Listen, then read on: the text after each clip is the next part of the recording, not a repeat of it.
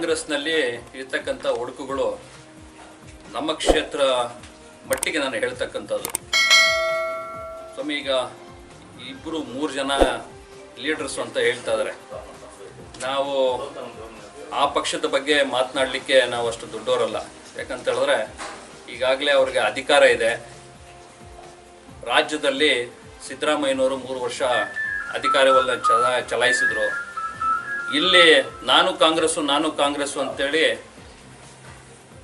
ಕಾಲರ್ಗಳನ್ನ ಎಗರಿಸ್ಕೊಂಡು ಇಲ್ಲೆಲ್ಲ ಗುಂಪುಗಾರಿಕೆ ಮಾಡಿಕೊಂಡು ಓಡಾಡ್ತಕ್ಕಂಥದ್ದು ನೋಡ್ತಾ ಇದ್ದೀರಿ.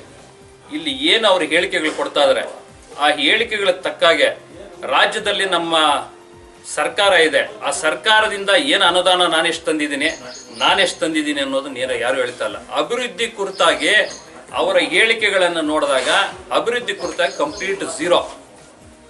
ಇವ್ರು ಕೊಡ್ತಕ್ಕಂಥ ಹೇಳಿಕೆಗಳು ಹೆಂಗಿರ್ತದೆ ಅಂತ ಹೇಳಿದ್ರೆ, ನಾನು 28ಗೆ ಅಭ್ಯರ್ಥಿ, ನಾನು ಬಿ ಫಾರ್ಮ್ ತಗೊಂಡ್ಬರ್ತೀನಿ. ಇವರಿಬ್ಬರ ಮಧ್ಯದಲ್ಲಿ ಏನಾಗ್ತಾ ಇದೆ, ಕಾರ್ಯಕರ್ತರು ಸಫರ್ ಆಗ್ತಾ ಇದಾರೆ, ಕಾರ್ಯಕರ್ತರು ಸೊರಗೋಗ್ತಾ ಇದಾರೆ.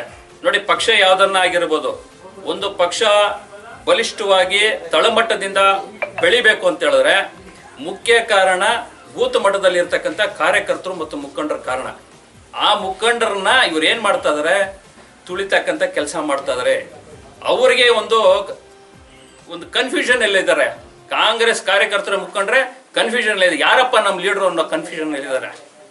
ಅವರಿಗೆ ನಾನು ಹೇಳ್ತಕ್ಕಂಥದ್ದು, ನೋಡಿ ಸ್ವಾಮಿ, ಯಾವ ಪಕ್ಷ ಆಗಲಿ ಕಾರ್ಯಕರ್ತರು ಮುಖ್ಯ. ನಿಮ್ಮನ್ನ ನಂಬಿ ಇವತ್ತಿನ ದಿವಸ ರಾಜಕಾರಣ ಊರುಗಳಲ್ಲಿ ಮಾಡ್ತಾ ಇದಾರೆ. ಇನ್ನೊಂದು ಪಕ್ಷವನ್ನು ಎದುರಾಕೊಂಡು ಪೊಲೀಸ್ ಸ್ಟೇಷನ್ ಆಗಿರಲಿ, ಇಲ್ಲ ರೆವಿನ್ಯೂ ಡಿಪಾರ್ಟ್ಮೆಂಟ್ಗೆ ಸಂಬಂಧಪಟ್ಟ ಹಾಗೆ ಪ್ರತಿಯೊಂದನ್ನು ಎದುರಾಕೊಂಡು ನಿಮಗೋಸ್ಕರ ಅವ್ರ ಪಾಪ ಕೇಸ್ಗಳಾಕೊಂಡು ಆ ಊರುಗಳಲ್ಲಿ ರಾಜಕಾರಣ ಮಾಡ್ತಾ ಇರ್ತಾರೆ. ನಿಮಗೆ ಅಧಿಕಾರ ಬಂದು 3.5 ವರ್ಷ ಆಯ್ತು.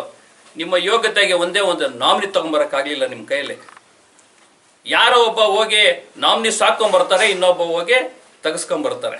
ಈ ತರದ ರಾಜಕಾರಣ ಇವತ್ತಿನ ದಿವಸ ಕಾಂಗ್ರೆಸ್ನಲ್ಲಿ ಮಾಡ್ತಾ ಇರೋದು. ಇವರಿಬ್ಬರ ಜಗಳದಲ್ಲಿ ಕಾರ್ಯಕರ್ತರು ಹಾಳಾಗ್ತಾ ಇದಾರೆ. ಅದನ್ನ ನೀವು ನೋಡಿಕೊಂಡು ಕರೆಕ್ಟಾಗಿ ನಿಮ್ಮ ಪಕ್ಷವನ್ನ ಕಾಂಗ್ರೆಸ್ನೇ ಬೆಳೆಸಬೇಕು ಅಂತ ಹೇಳಿದ್ರೆ, ನಿಮ್ಮ ಒಳಗಿರ್ತಕ್ಕಂಥ ಜಗಳ ಏನಿದೆ, ಆ ಜಗಳದಿಂದ ಕಾರ್ಯಕರ್ತರು ಇದಾಗ್ತಾ ಇದೆ. ಮೊನ್ನೆ SIR ಮಾಡಿದ್ರು,